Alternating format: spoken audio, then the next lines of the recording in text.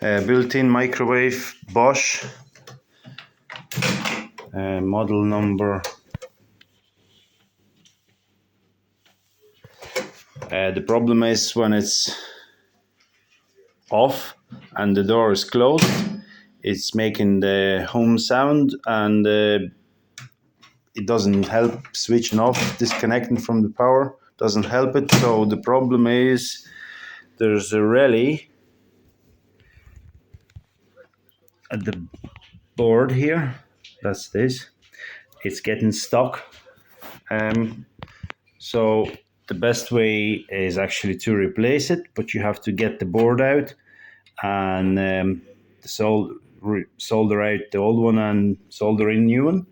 But there's a solution for it. Just give it a wee tap with something. Make sure it's something isolated, like this screwdriver.